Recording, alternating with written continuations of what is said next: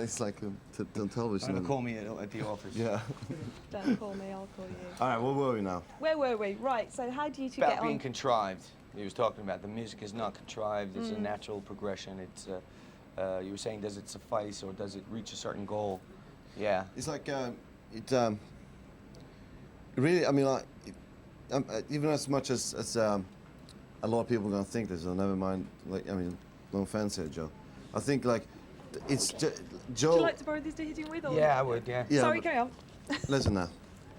Like, Joe's voice is just automatically sounding very, like... Commercial. Not commercial, maybe, but very more accessible sound. Accessible sound, right. Whereas the music was, I mean... It was there. Those songs were all, more or less written already, and then he just came along and like, added more things to it. Well, you know what I mean? So it's like, it wasn't really like, a lot of people are probably going to think, well, Joe came and, you know, made Yngwie do things. You don't have to be too worried about that. No, but I think some people might think that, but that's not really Let's true. put it this way, the music was written, the songs weren't written.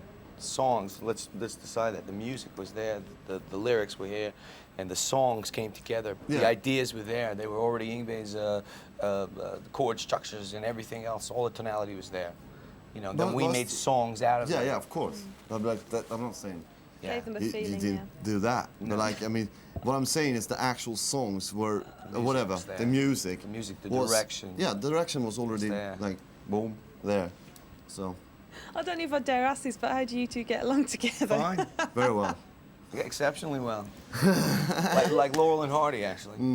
What about, I won't ask you, Laura. What about the songwriting part of it? Are there any ego problems? Like, you No, want to write that's more not- than... not at all. It's just, I'd like to say that he should be given more credit for his composing qualities, that he's only getting credit for I think that's why it's a sticky point with him, because he's only ever gotten credit for playing guitar and never like composition.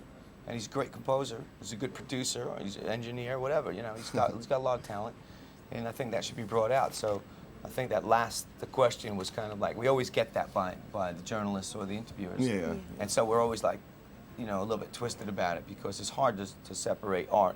I mean, who holds the brush and who makes the paint, you know?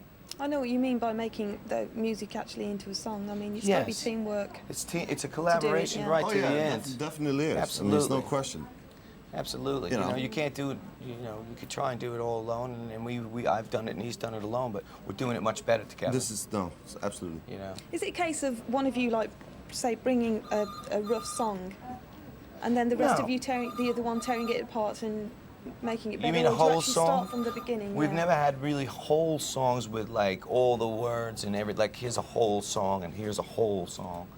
A title, all the music, you know, all the lyrics maybe, and no music or whatever, but it's never been a whole song like, hey, here's one of my songs, change it, or here's one of his songs, change it. Well, it's a collaboration of here's a musical idea, you know, here's a lyrical title he can throw at me or something. Yeah, I call this one Crystal Ball. I go, great. He goes, you could change it. I go, no, I'm not. I'm into it. You know, boom, boom, boom. You write it down, you make a song out of it. He'll say, well, here's a guide melody. I say, fine, I'll embellish it on the second half, the verse, this and that. It's all there. Right. I'll turn around, he'll say, well, I've got half a verse here. Well, he'll make it a full verse. It's music and words and music. It's a. I know exactly what you mean. It's really hard. It's really hard to separate. It's like having sex. It's hard to separate the two. At one point. But we won't go into that one. Into Excuse it. the pun. So, Joe, you've actually put your career on hold, haven't you, whilst you work with This is my Fender? career.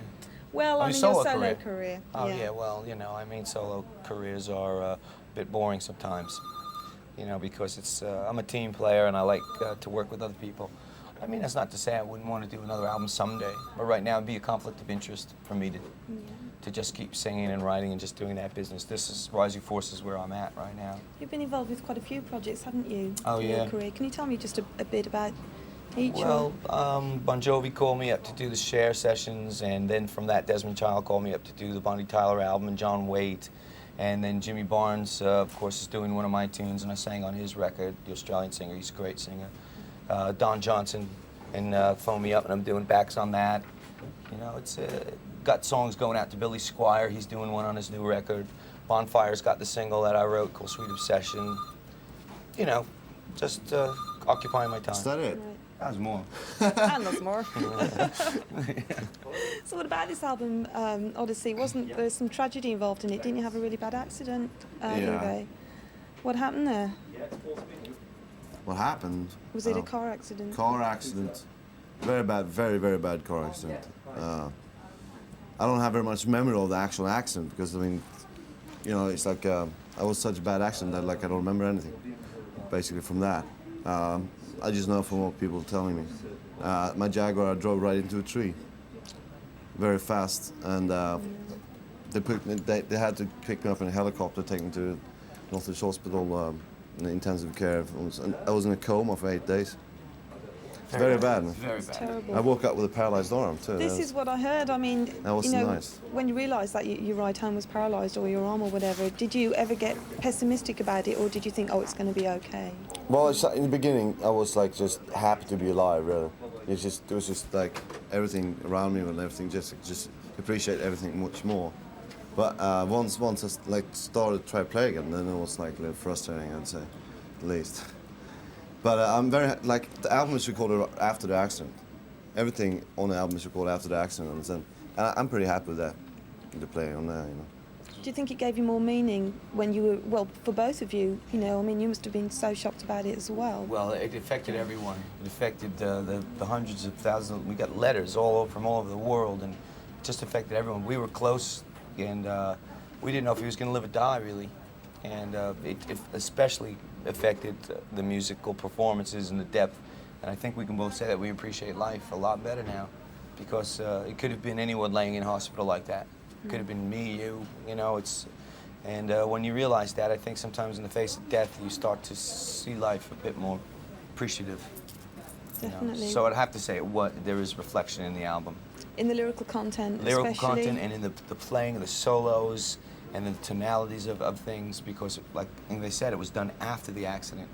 Although music structurally was written, but it was not recorded until after it. So I think a lot of heart and soul and new perspective went into it. That's great. Did you ever think that you wouldn't be able to play again? Oh no, that's a tough question. I really never really knew. I have a very strong will, and I also, you know, I'm live now. So now the reason I'm here is to play, and if all the odds are against it, I'm going to do it anyway. So I wouldn't accept not being able to do it. That's good. Time for me Tell them to go away. Pick it up and tell them to go away. God. Go away. Thank you. Okay, right. So are you fully recovered now, physically anyway? Yes. Yes, what about mentally? Still got bad nightmares? We're never recovered. Take him away! No, I'm actually okay. Yeah. I'm okay. Yeah, we get it out of our system by, you know, just talking it through, having a few, and just getting it out. You know, leave it be where it was. Thank God that we're, you know, can carry on. Exactly. Amazing. So you have got a world tour coming up, haven't you, I believe? Shortly. Don't say no. Do I have to do that? Say that again. About a will. I'll say it again. What'd you say? Do you have a world tour coming up shortly? Or do you Oh, not? yeah. Oh, thank God for that.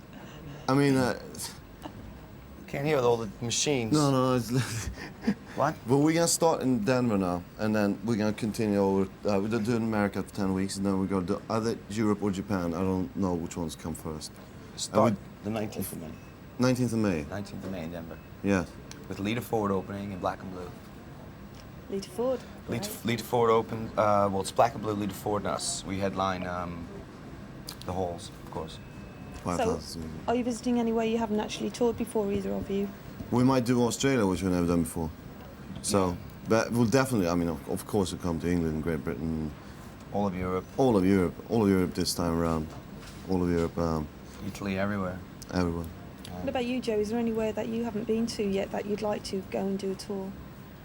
China, or the Scorpions just going to Russia, Leningrad and Moscow, 5 dates each. We were talking to them in New York, Polygram offices, and that would be interesting, you know. And I've met a few Russians in a Philadelphia show we did about a month ago, and they're quite big on rock and roll there. So if we could take this music, you know, to Leningrad and Moscow, I think that would be pretty exciting.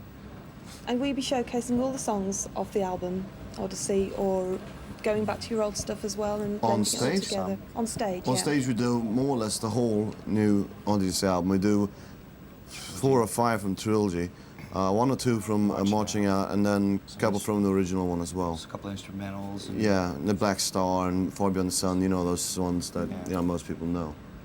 What about, isn't there one song on Odyssey that you wrote when you were 16? Is The that first right? one. What's Yeah. it called? And A Rising Force, but it was called Voodoo Nights then. It's called Voodoo Nights then, yeah, but we had... Voodoo then Nights. Then it became Lucifer's Friend, Yeah, and then, the mind boggles. yeah, we had, and then we felt that... that wasn't right. that was not exactly appropriate, so we figured it was time to do a Rising Force and Positive Power type of thing. Also, Right in the Dungeon was something that I used to do a long, long time ago. There's a little different melody now Yeah. from him. But I mean, he wrote a lot of these things when he was 16, the musical content. Yeah, I was going to say, why did you leave it till now to maybe use some of that stuff instead of doing it on... I don't know. It's just it was very much because of the influence of our drummer. He's like, oh, let's play the old song. You know, it's so cool. You know, he played with me in Sweden too. You know, I mean, I had a band called Rising Force in Sweden. It's before Alcatraz Steeler Oh, and all before that. Steeler, everything. Yeah. Yeah, a long Yeah, time. local band type thing. Yeah, more or less. Yeah. So what made you move to America in the first place? Was it because you actually got a deal over there, or did you just go for it? First of all, it was a lot of offers from there, right? And also that in Sweden, you know, at that time, there was really nothing you could do musically. Nothing.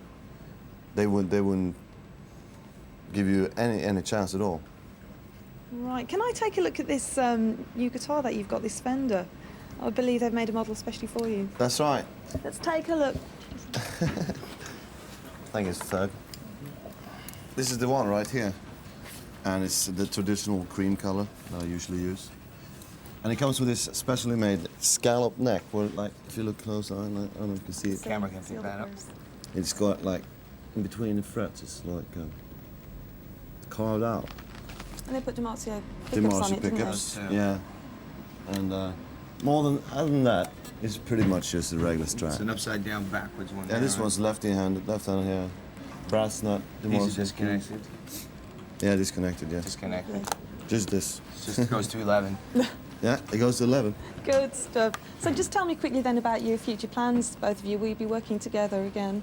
Oh yeah, we're going to be working all year, 2 years, promoting this record, and then of course we've already written about 4 or 5 new things, because we get bored real easy, you know.